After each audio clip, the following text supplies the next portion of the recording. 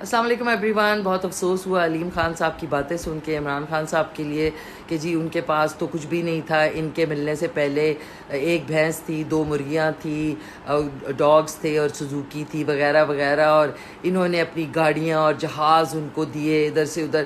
تو وہ آپ نے اپنی مرضی سے دیے آپ نے اور جہانگیر ترین صاحب نے، کیونکہ آپ لوگوں کو بھی لائم لائٹ ملی ان کی وجہ سے، آپ لوگوں کو بھی لوگوں نے جاننا پہچاننا شروع کیا ان کی وجہ سے. تو یہ چیزیں آپ نے اپنی مرضی سے دی، انہوں نے مانگی تو نہیں تھی آپ سے.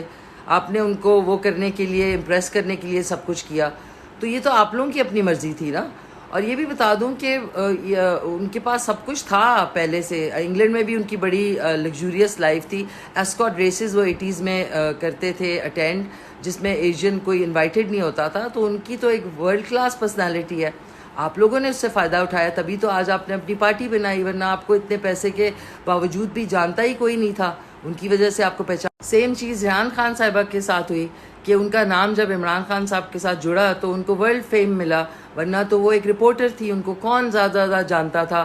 3 ملین ان کے ٹویٹر پہ فالوورز عمران خان صاحب کی وجہ سے ہوئے، بیکاز ان کا نام ان کے ساتھ جڑا. کچھ لوگوں کے اللہ نے اتنی قسمت اور اتنا ان کے دیا ہوا ہوتا ہے، ان کے اوپر کرم کیا ہوتا ہے کہ ان کے نام کے ساتھ جڑنے کی وجہ سے ہی آپ مشہور ہو جاتے ہیں. تو علیم خان صاحب کسی کے لیے کچھ کرتے ہیں نا تو اس طرح جتاتے نہیں ہیں. بہت غلط بات ہے. اتنا ماشاءاللہ اللہ کا دیا آپ کے پاس سب کچھ ہے. چلیں آپ نے کر ہی دیا تھا، جہانگیر ترین صاحب نے کر ہی دیا تھا، تو ذکر کر کے اس چیز کو ملیا میٹ کرنا، I don't think so that was in good test. انسان کو اپنا اعلیٰ ظرف رکھنا چاہیے. کچھ بھی کسی کے لیے کریں. وہ اس وقت جیل میں ہیں، وہ کچھ نہیں کہہ سکتے.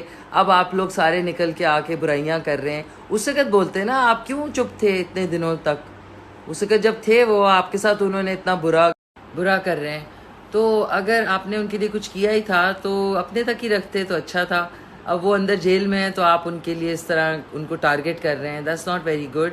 بٹ اینی ویز آپ نے پارٹی بنائی ہے، انہی کے لوگ جو ہے بگوڑے جو ہیں وہ آپ کی پارٹی میں آ کے شامل ہو گئے ہیں. تو کسی کے لیے کچھ کریں تو اس طرح